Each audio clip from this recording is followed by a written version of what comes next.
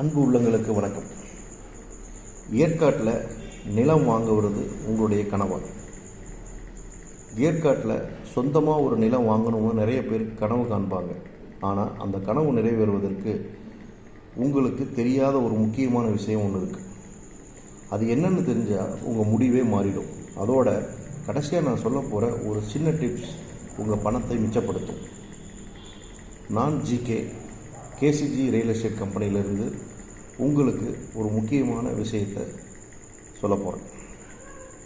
இந்த வீடியோ ரொம்ப முக்கியம்.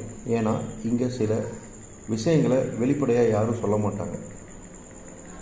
இந்த வீடியோவில் ஏற்காட்டில் நிலம் வாங்கும்போது நீங்கள் கட்டாயம் தெரிஞ்சுக்க வேண்டிய 3 முக்கியமான விஷயங்களை, அதை எப்படி சரியாக செய்கிறதும் அப்படிங்கிறத பற்றி பார்க்கலாம். கடைசி வரைக்கும் பாருங்கள். ஏன்னா கடைசியில் ஒரு முக்கியமான டிப்ஸ் இருக்குது. முதலாவது பார்த்திங்கன்னா சட்ட ரீதியான சிக்கல்கள், லீகல் ஹேர்டில்ஸ். முதல்ல ரொம்ப முக்கியமானது சட்ட பிரச்சனைகள். ஏற்காடு ஒரு மலைப்பகுதி என்பதனால அங்கே நில பயன்பாடுகள், நிலத்தோட ரூல்ஸ் என்னதுங்கிறது கண்டிப்பாக தெரிஞ்சுக்கணும். நீங்கள் வாங்குகிற நிலம் விவசாய நிலமா, குடியிருப்பு நிலமா அப்படிங்கிறத ரொம்ப முக்கியமாக பார்க்கணும். 1 ஏக்கருக்கு மேலே நிலம் வாங்கலாமா, அதுக்கு ஏதாவது கட்டுப்பாடுகள் இருக்கா அப்படின்னு சொல்லி சம்மந்தப்பட்ட அரசு அலுவலகங்களில் தெரிஞ்சுக்கலாம். இல்லை என்னை போன்ற ரியல் எஸ்டேட் டெவலப்பர்ஸ் மூலிமா நீங்கள் இந்த விஷயங்களை தெரிஞ்சுக்கலாம். ரெண்டாவது விஷயம் என்னென்னு பார்த்தீங்கன்னா ஒரு நல்ல வழக்கறிஞர்களை வச்சுக்கிட்டு சட்ட சிக்கல்கள் ஏதாவது இருக்கா அப்படிங்கிறத ரொம்ப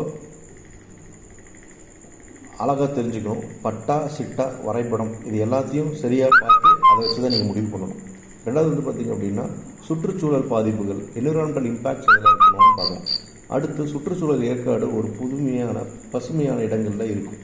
அதனால் ஏற்காடு நிலம் வாங்கும்போது சுற்றுச்சூழல் எல்லாத்தையும் நீங்கள் நல்லா கவனிக்கணும். லேண்ட்ஸ்லைடு ஏற்பட வாய்ப்புள்ள இடங்களா, நீர் ஆதாரங்களுக்கு அருகாமையில் இருக்கா, அரசாங்கத்தோட சுற்றுச்சூழல் பாதுகாப்பு மண்டலத்துக்கு எக்கோ சென்சிட்டிவ் ஜோன்ஸில் இருக்குதான்னு நீங்கள் நல்லா தெரிஞ்சுக்கணும். நீங்கள் நிலம் வாங்கினா கூட குறிப்பிட்ட அளவு மரத்தை வெட்டலாமா, குறிப்பிட்ட அளவுக்கு மீறி வெட்டலாமா அப்படிங்கிறத நீங்கள் தெரிஞ்சுக்கிட்டு தான் வாங்கணும். ஏன்னா எக்கோ சென்சிட்டிவ் ஜோன்ஸில் கவனமாக இருக்கணும். இதை ஏன் சொல்கிறேன்னா, நம்மளுடைய சந்தோஷத்துக்காக இயற்கையை பாதிக்கிற மாதிரி ஒரு முடிவு எடுக்கக்கூடாது.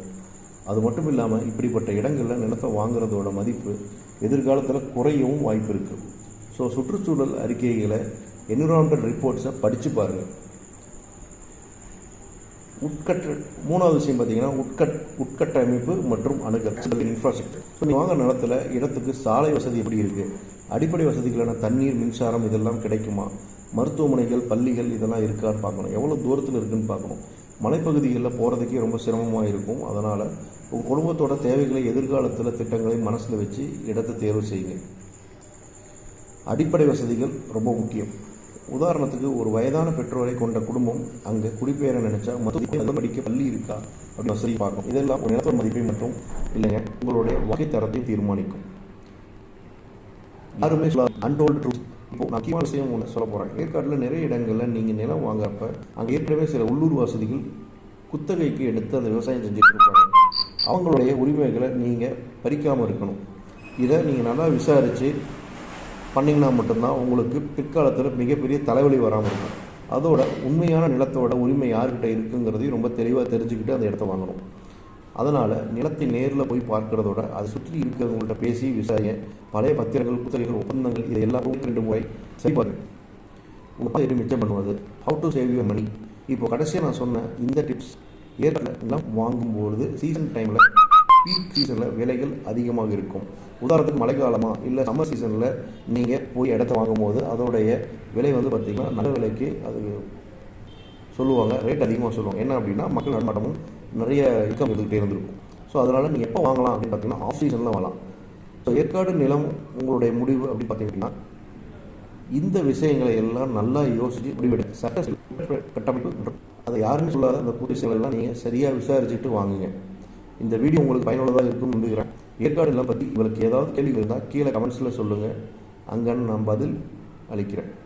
இந்த மாதிரி பயனுள்ள தகவல்களுக்கு நம்ம சேனலை மறக்காமல் சப்ஸ்கிரைப் பண்ணிக்கோங்க. நன்றி, வணக்கம். அடுத்த வீடியோவில் ஏற்காட்டில் வீடு கட்டும்போது கவனிக்க வேண்டிய விஷயங்களை பற்றி பேச போகிறோம். மறக்காமல் பாருங்கள்.